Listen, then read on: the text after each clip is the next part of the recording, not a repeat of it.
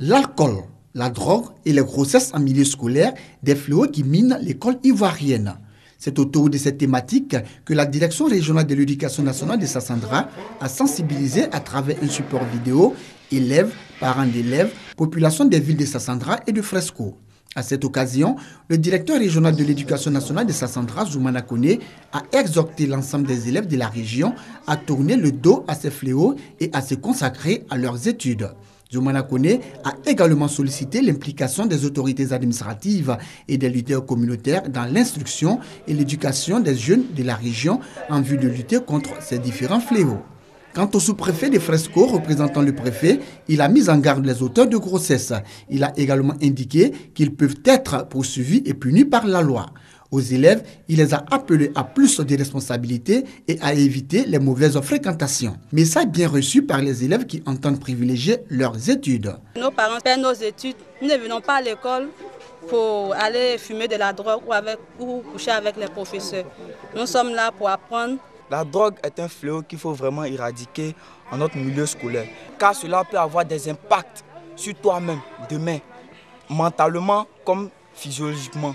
La Direction régionale de l'éducation nationale de Sassandra a promis mettre ce film à la disposition du ministère de l'Éducation nationale pour servir de support de sensibilisation. Rappelons qu'en 2015, plus de 4900 cas de grossesse au primaire, au secondaire général et technique ont été enregistrés par le ministère de l'Éducation nationale.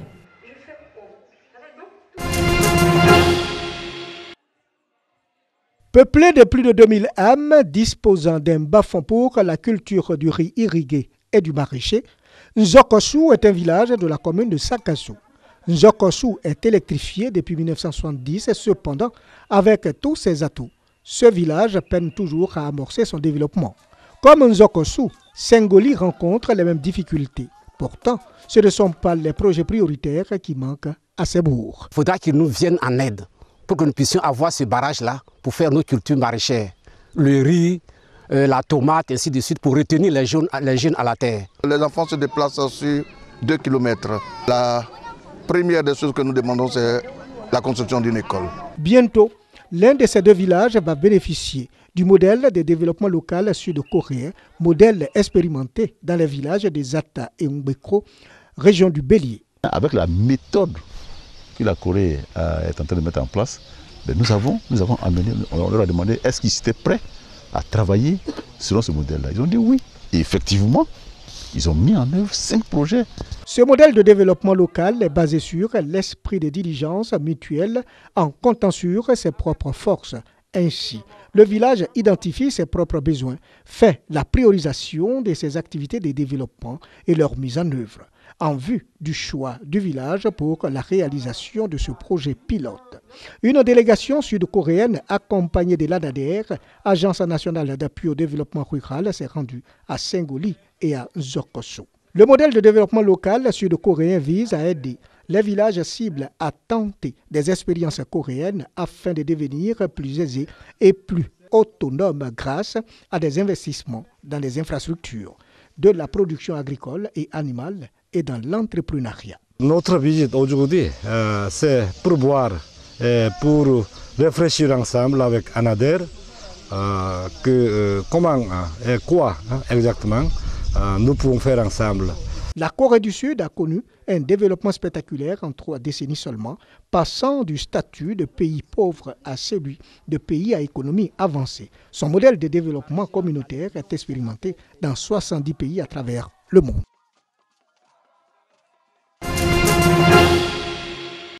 Sur un besoin en riz estimé à 1,5 million de tonnes par an, la Côte d'Ivoire n'en produit que 600 000. Près des 2 tiers restants sont importés. D'où la nécessité de développer d'autres techniques culturelles. La Chine, via son centre de coopération économique avec l'étranger du ministère de l'Agriculture, veut aider la Côte d'Ivoire à s'autosuffire. Ce centre a initié, avec une vingtaine de coopératives ivoiriennes, une formation terrain sur 1 mois à Guiguidou, dans la préfecture d'Edivo.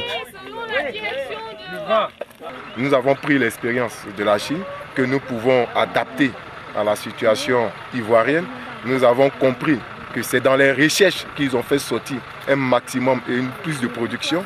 ce que nous avons aussi retenu, mais nous avons su en même temps que ce sont des coûts universitaires parce que nous avons appris la fertilisation du sol. Technique de récolte, de traitement, de stockage du riz, test de sélection du riz, quelques notions piochées dans l'expérience chinoise pour augmenter les revenus des riziculteurs, surtout rendre la Côte d'Ivoire autosuffisante en riz. On souhaitera aussi que chez nous, ici en Côte d'Ivoire, nous ayons la grande partie, la majorité même de nos bas-fonds soient aménagés. Première céréale consommée avec 60 kg par habitant par an, la Côte d'Ivoire a importé du riz pour 250 milliards de francs CFA en 2015, soit le quart de ses achats de produits alimentaires de base. Le pays autosuffisant, c'est plutôt bon pour la santé de notre économie.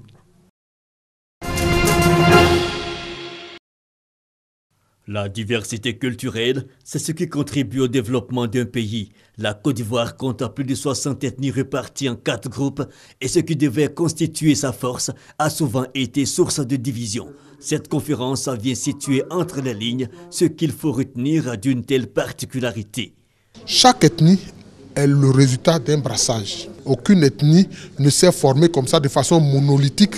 Si nous observons nos ethnies par le brassage, par les liens qui se sont créés, nous aussi aujourd'hui, nous devons imiter, je peux dire, ce que nos ancêtres ont fait. La force de la tradition, les alliances à plaisanterie découlant des anciennes guerres et traités de paix. Selon le professeur Guénou, venu du Bénin, la civilisation, telle que nous la connaissons aujourd'hui, a une origine.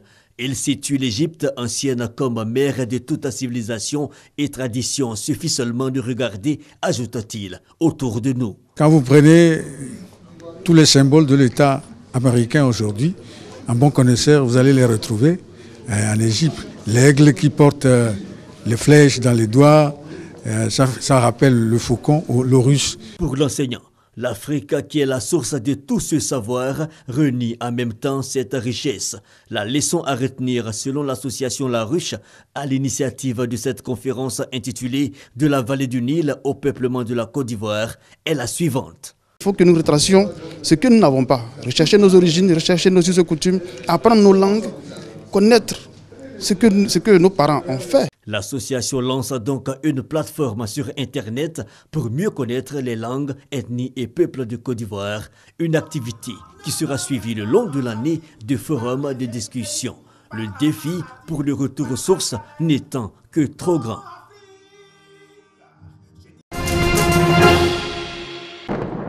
La nuit a été longue à Istanbul et Ankara en Turquie. Un coup d'État manqué qui a fait au moins 270 morts et des milliers de blessés. Aux heures chaudes, un geste simple de Recep Tayyip Erdogan fait pencher la balance. Un coup de fil à la rédaction de CNN Turquie via l'application FaceTime qui permet de se filmer lors d'une conversation. Une technique qui permet à la population turque de se rendre compte que le président est vivant et en capacité d'exercer le pouvoir. Grâce à cet appel à la chaîne de télévision, Tayyip Erdogan réussit à faire descendre des milliers de ses partisans dans les rues d'Ankara et d'Istanbul, centre névralgique du putsch raté. Il leur demande de résister.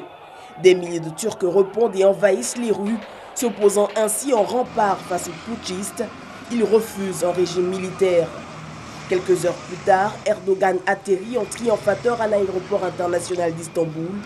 Le président accuse les partisans de son adversaire exilé aux États-Unis, Fethullah Gülen, d'être derrière ces tentatives de putsch qualifiées de trahison.